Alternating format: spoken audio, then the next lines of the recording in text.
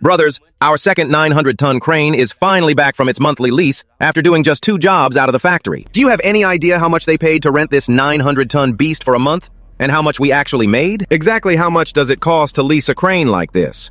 Follow along to see how much this 900-tonner pulls in monthly. Hey guys, picking up from the last video, I've arrived in Guangzhou and it's 4:30 in the morning.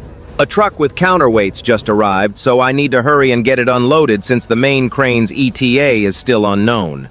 Anyone here?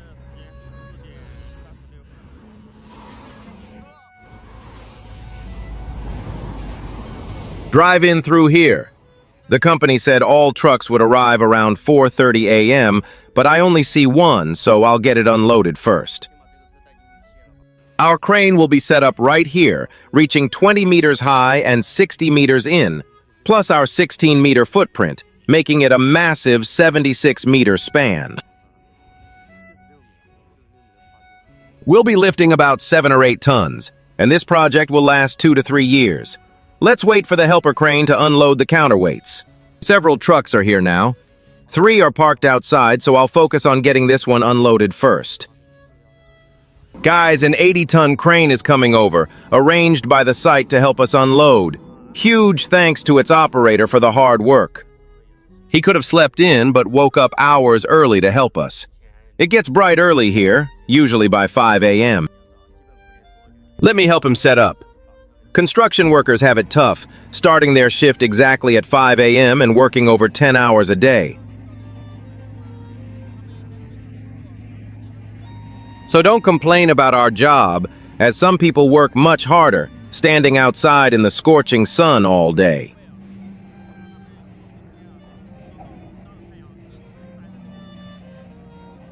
We'll start unloading the first truck right away. Once I adjust the lifting gear for him, the counterweights will come off quickly in pairs. If the trucks arrive on time, we can finish all 6 in about an hour. But man, working here is intense. I'm already drenched in sweat just from moving around. We've unloaded 4 trucks, but 2 more are missing and I have no one to call. I'll wait another 30 minutes. If they don't show, I'll ask the office. I've already messaged them but haven't heard back yet. It's only 7 a.m. and the weather is already unbearably muggy, even without the sun out yet.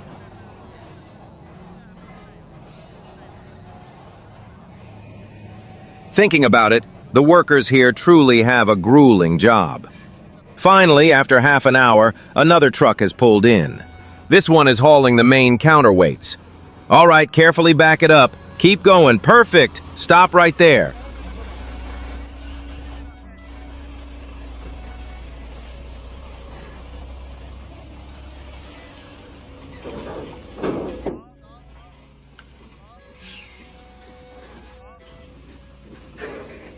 We only have 2 trucks left and they arrive together.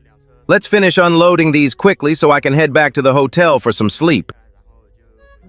Otherwise, I might have to work overtime tonight.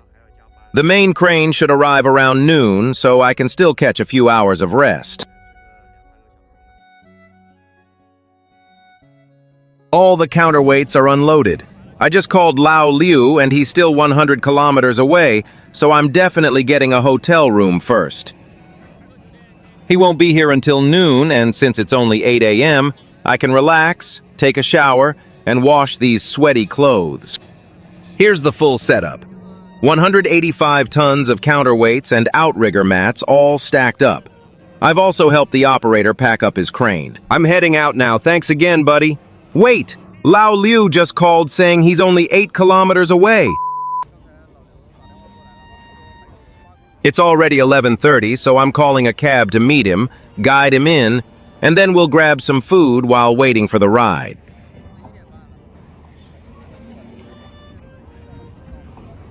Damn, guys, there's a ditch covered by steel mats here. I'm not sure if it's safe to cross, so Lao Liu, take it extremely slow.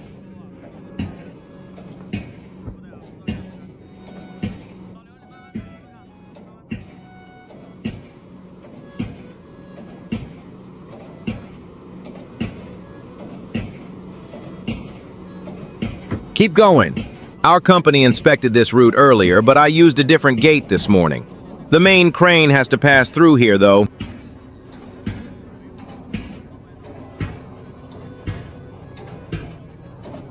Keep moving. You'll be fine once the front axle's clear. Go slow. I'll stop you if there's an issue. Looks good. The front is clear.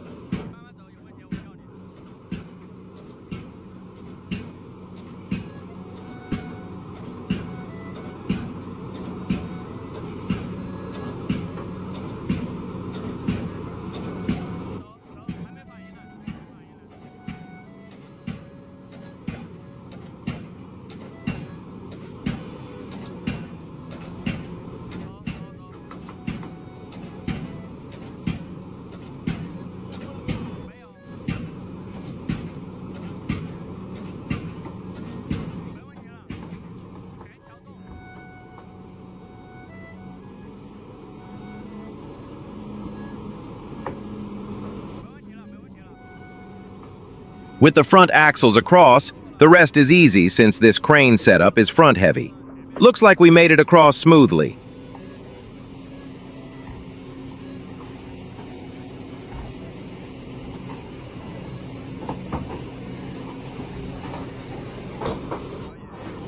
I saw Lao Liu get pretty nervous crossing that bridge, which is totally fair. Even if site managers say it's safe, being cautious and meticulous is key. It's a tight squeeze here. We have to back in and hug this side. They need to clear these materials that someone randomly dropped off this morning.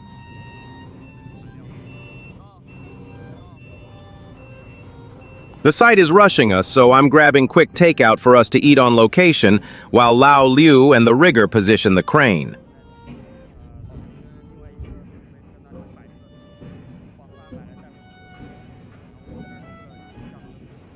No late-night snacks for Lao Liu tonight. Surprisingly, the site is efficient. They sent a forklift to clear the area while we ate. Where's your center point? Let me measure the distance with my drone. We need to check if the crane positioning might interfere diagonally with the tower crane over there.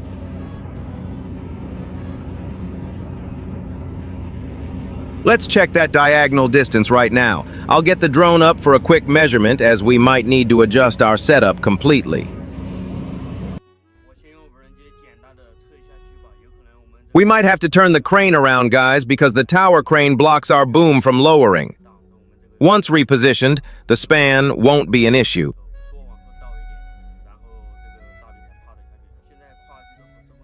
I'll fly the drone up for an aerial shot so the site crew can mark the exact lifting points. See those 9 spots, guys? That's our mission for today. We definitely need to turn the crane around, and Lao Liu is already repositioning it. By pointing the rear this way, we can maximize our reach.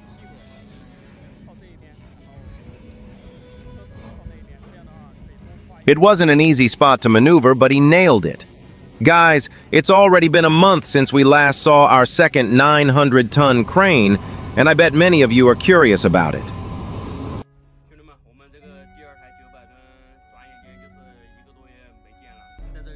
Wondering how much it costs to rent this beast for a month? I'll just be straightforward and tell you guys, since it's an open secret in the industry anyway. Leasing this crane runs between $300,000 to $400,000 a month. Mobilization fees are extra and depend entirely on the travel distance, including flatbeds for counterweights and superlift gear. $300,000 sounds massive until you factor in the crushing expenses. The monthly loan payment alone exceeds $100,000, plus relentless maintenance and operation costs. Not to mention paying drivers $20 grand a month and covering support vehicles, leaving profit margins razor thin while our boss shoulders immense pressure. Beyond the constant stress of securing contracts, missing just one loan payment means the manufacturer locks the crane remotely.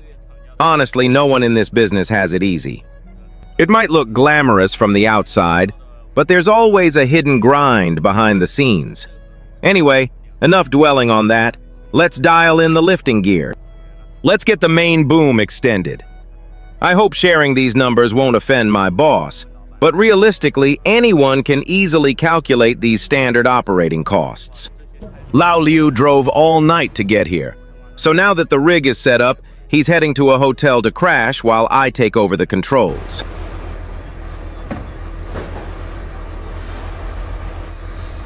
I have no idea how late we'll be working tonight. That hotel is terribly far and run down, but he'll just have to grab a cab and make do with it.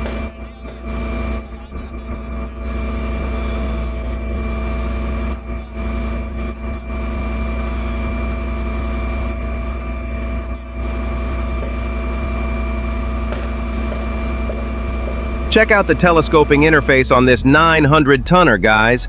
I'm extending the 8th section fully, locking the pins, then retracting to deploy the 7th section, and so on. We're setting up for a 100.5 meter configuration, falling just 2.5 meters shy of the absolute maximum. The boom is finally extended and ready. With Lao Liu asleep, I'm slightly nervous about executing this first lift alone. However, since he expertly positioned and rigged the crane himself, I know the setup is rock solid. I can lift with confidence, though the wall behind us blocks the counterweights from extending fully. We'll just have to adjust their radius mid-swing to clear the obstacle.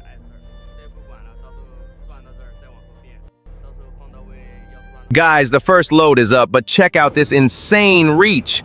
The main boom is bowing heavily, clearing the scaffolding by barely 30 centimeters, even without the counterweights fully extended.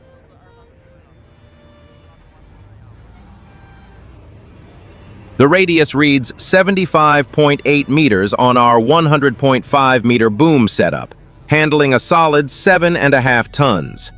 This crane is an absolute powerhouse.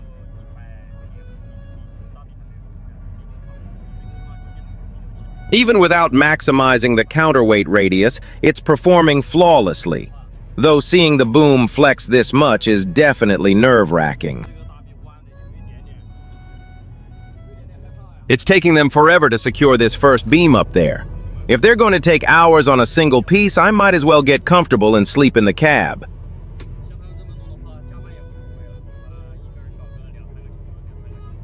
The actual lifting only takes 20 minutes, leaving me waiting around with no word on dinner.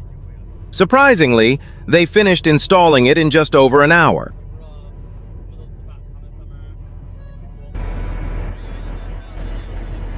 Night fell quickly as we continued lifting, and they've just confirmed we're pulling an all-nighter. I'll push through until Lao Liu relieves me in the morning, though this extreme reach is making me anxious.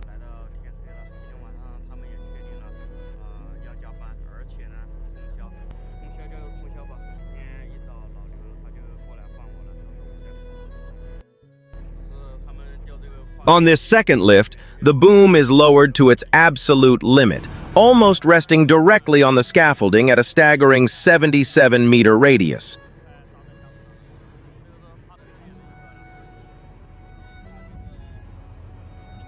Brother Biao, ask them if we're eating. Luckily, the boss arranged for meals to be delivered right to the site, so dinner is officially covered tonight.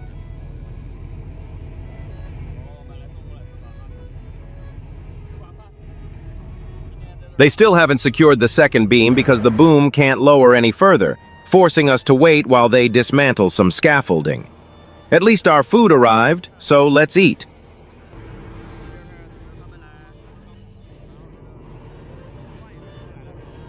The catering is surprisingly good tonight. After waiting almost 30 minutes, the crew finally showed up and started tearing down the exterior scaffolding.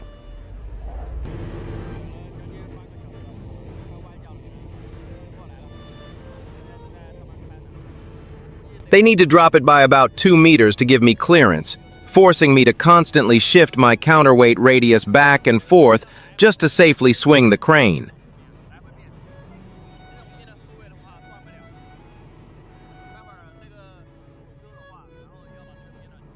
Whatever, we'll just push through since these are the 2 furthest lifts anyway. You know, pulling quiet night shifts like this always gets me overthinking everything.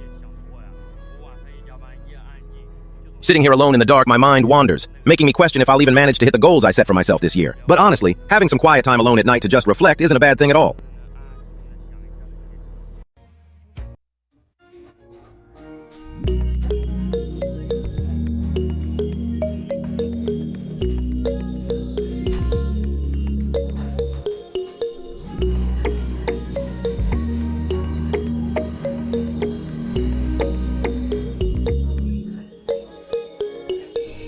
Before I knew it, guys, this incredibly long night is finally over, and I've successfully completed all the scheduled lifts. Now I need to retract the boom and prepare to move the crane. Since Master Lou isn't here yet, I'll start packing up the boom and lowering the counterweights. Oh, there he is now. All right, guys, that wraps up today's video. Thank you all for watching and supporting my crane channel. I am officially off the clock.